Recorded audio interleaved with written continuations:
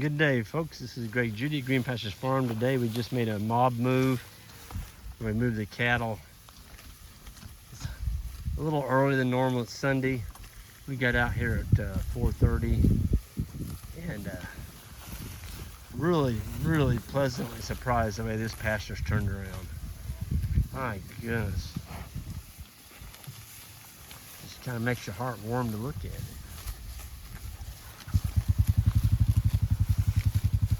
This is Indian grass. That wasn't there last year. I don't know, it's just coming in on the side of this hill right here. And there's another warm season right there. That's Big Blue. It's coming in the middle of it. And we've just got thousands of these. This is the stick tight. Some people call it beggar's lice. It is a good one. Look at those cows. I mean, they're going at it.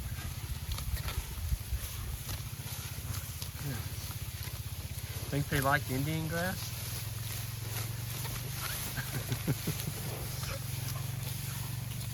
$7.69, you like it. Well, look at the oil on that calf. $11.27. That's why that calf doesn't hardly have any flies on. Look at that. You see the oil. One of the attributes of South Pole is a real oily surface on their back. And a real oily surface is not conducive to flies. Flies don't like oily surfaces. Well, this one's so fat she can hardly walk. And I just got a video from a guy down in Texas that got one of our bulls. And the bull looks really good. He just received him, and he was thanking us for what a great bull he got. And looking at his pastures, I kind of feel guilty showing you this one. He hadn't had a rain for over 60 days and over 100-degree temperatures, and it's just burnt their pastures up. So that's a tough spot to be in. I've been there, maybe not quite that bad. 2012. We went over 100 days without rain, and 45 days of that was 105 degrees in a row. 45 days in a row we hit 105. And I mean, it scorched everything that summer. I remember that. But again, we didn't run out of grass. But I'm just looking at this. These are seed heads for the clover. Boy, those are some good ones too. Just full of seed. So we're gonna be looking forward to getting a lot of natural reseeding.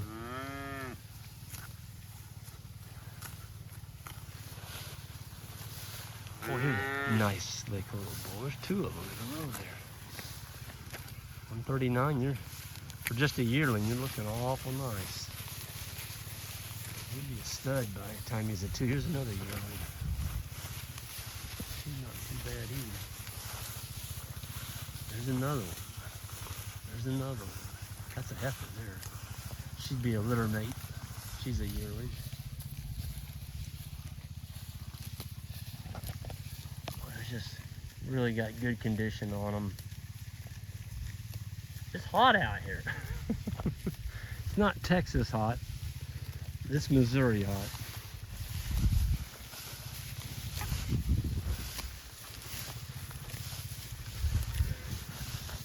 Yep. This is where we normally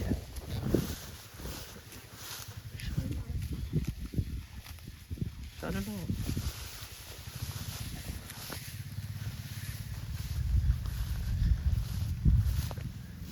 Shut it off.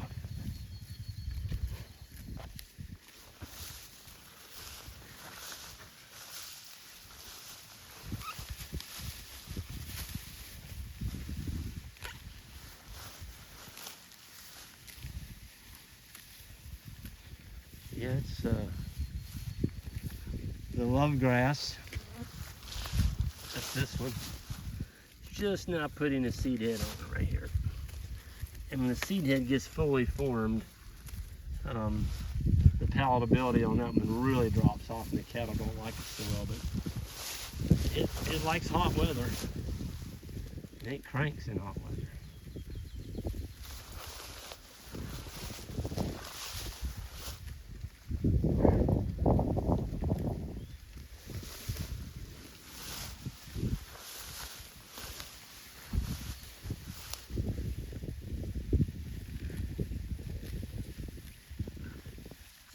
Little black face, little black cat for the white face. She's the 3/4 South Pole. Man, look at that one right there. Whoa. That's a yearling. Yeah, she is a beaut. Man.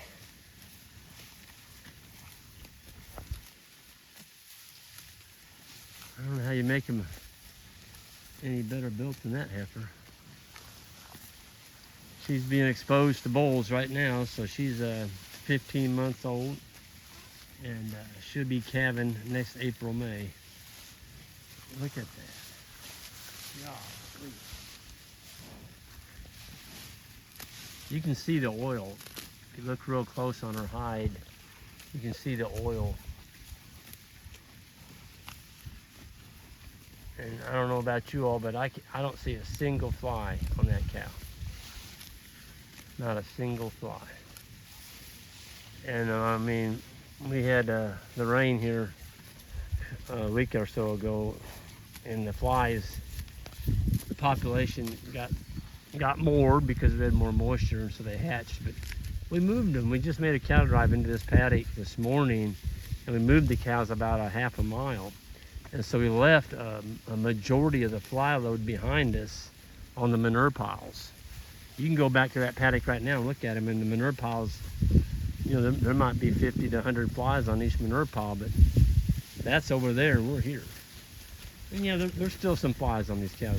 I'm not saying we outran them all, but we got rid of a bunch of them, which is kind of a nice deal. We're going to be auctioning off some of these cows in the next week. We've got some fall calving cows. We had them preg tested, and there's some 3rd period bred, which means they're 1 to 3 months from calving. And then I think there was 3 that were 2nd period, which would be, they're about, well, they'd be anywhere from 30 to say 90 days. No, 3 to 6 months from calving. I'm telling you, I like these cattle. When they stay that fat on solely grass, we're last day of August, I'm sorry, July, so we're August 1st, another 30 days is the beginning of, you think about growing some stockpile and growing some fat on your cows so they can make it through the winter, if we don't wean. And so this cow right here's got to carry her calf through the winter. And she'll self-wean that calf, and if she doesn't, we sell them. 852. Boy, that cow's just as slick as a button. I mean, you talk about hardly any hair on that cow. Look at that.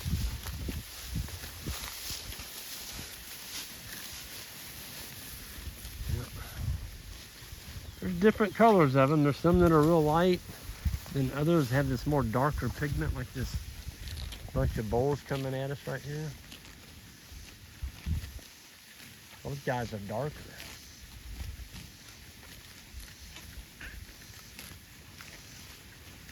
Hey, that's one of our steers that lost the near tag. Oh, he's fat.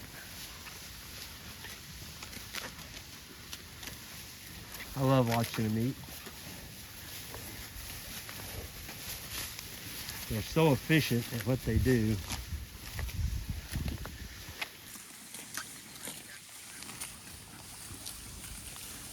Yeah, that's a good looking grass-fed steer right there. My goodness. He's just fat.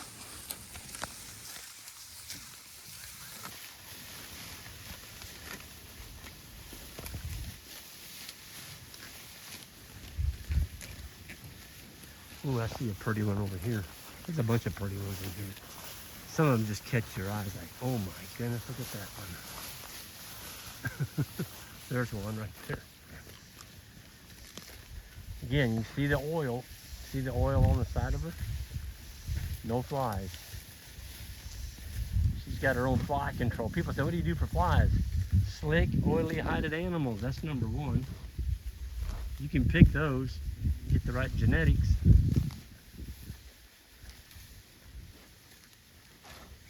And they don't have flies.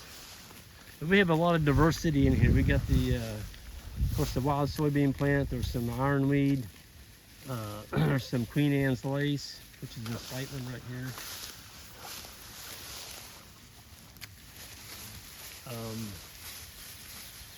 We've got Indian grass. We've got some Ceresia LSVDs up right here. I don't like that one, but the sheep told me, Greg, don't worry about it, we'll eat it. And so, you know, if they'll eat it, I'm happy with it. I can get some forage out of it. Here's a wild persimmon. Those are all persimmons up there. They drop a lot of fruit in the fall and the cattle just devour them. Really high sugar content of persimmons. And yeah, this is where we harvest our biggest bucks right here on this ridge. They like it out there. There's just enough tree cover and a really nice diversity of plants. The deer are really comfortable in here. Of course, there's some big old invasive autumn olives. That one there we may trim back. He's getting a little bit out of it. It's getting a little bit out of hand. That one over there is.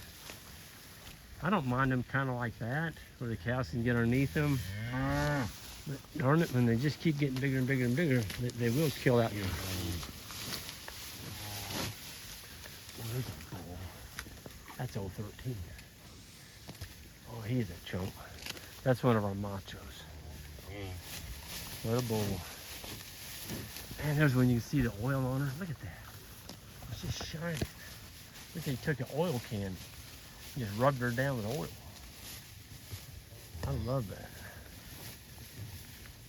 Well, Teddy Gentry, the developer and founder of the South Pole breed, he knew a little thing about heat and humidity. He lives in Alabama, fescue country. He couldn't find a cow down there that would make a living for a farmer. And so he decided to build his own breed. And so he took Hereford, Red Angus, Centipole, and Barzona, made a 4-way cross, and came up with that. That is one nice looking calf right there. Whew. Little heifer calf. I'll remember you too, Tim. I bet you're in our cow herd. I'll be 10 years from now. What a beaut.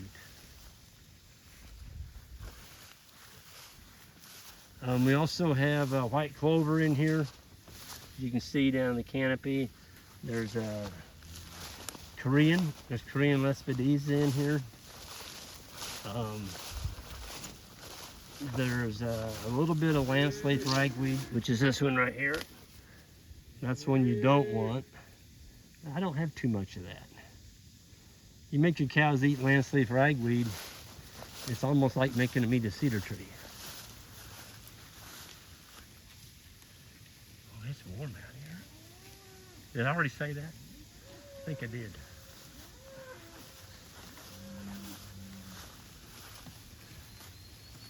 Doesn't seem to be bothering cattle though. It's hot and they're out grazing. We had a guy tell me the other day, he's trying to switch over, he's got all black. He said them cows won't come out of that shade until like 5 o'clock in the afternoon, 6. They just can't take the heat. Where's that pretty one right there? $199. Oh, 13, sorry about that. You got work to do. You got little scurs on you, but you're gonna make a nice, boy, look at the muscle in on that bull. Wow. You all leave my 4-wheeler alone.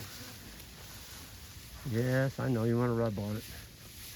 Talking about rubbing on it, that is one pretty heifer right there.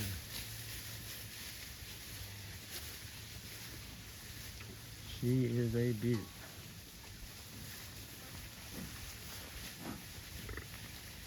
Well, folks, I'm going to go ahead and sign out of here. The boys have got the wire rolled up. And, you know, I get tickled when people say they don't have time to do this. But most of the reason is, well, I got to go cut hay, or bale hay, or rake hay, or haul hay. And my strategy of that is, the more time you move your animals, take time to move your animals, you're not going to be feeding as much hay. Because the animals, you're going to have better, stronger pastures. Gosh, look how fast that calf is sucking. Oh, sorry, Mama. This is the first calf ever. I mean, that little calf is like a milking machine.